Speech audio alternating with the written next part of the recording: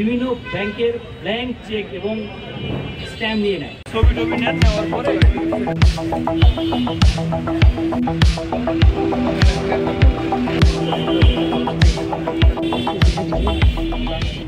জালিয়াতি ও প্রতারক চক্রের সদস্যরা ভর্তি ইচ্ছুক প্রার্থীর কাছ থেকে জনপ্রতি 10 থেকে 15 লক্ষ টাকার বিনিময়ে তাদেরকে চাকরির প্রলোভন দেখিয়ে তাদের নিকট হতে বিভিন্ন ব্যাংকের ব্ল্যাঙ্ক চেক এবং ব্ল্যাঙ্ক স্ট্যাম্প নিয়ে নেয়।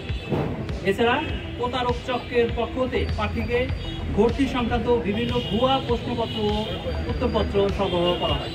আরক্ষিত প্রতারক চক্রের সদস্যদেরকে আমরা থানায় হস্তান্তর করে আইনগত প্রক্রিয়া সম্পন্ন করব। উল্লেখ্য, এ ধরনের চক্রের মাধ্যমে বাংলাদেশ নৌবাহিনীতে নাবিক হিসাবে ভর্তি ইচ্ছুক প্রার্থীরা বিভিন্নভাবে বিভিন্ন জায়গায় প্রতারিত হচ্ছে। আমি আপনাদের মাধ্যমে সবাইকে স্মরণ করে দিতে চাই, বাংলাদেশ নৌবাহিনীতে নাবিক ভর্তি একটি অত্যন্ত স্বচ্ছ প্রক্রিয়া।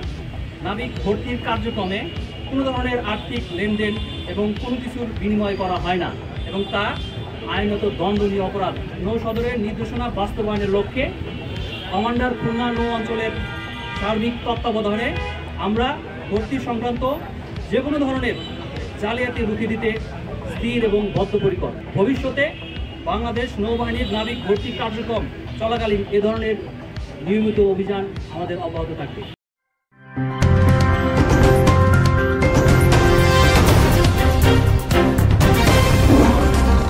Voice of Tiger.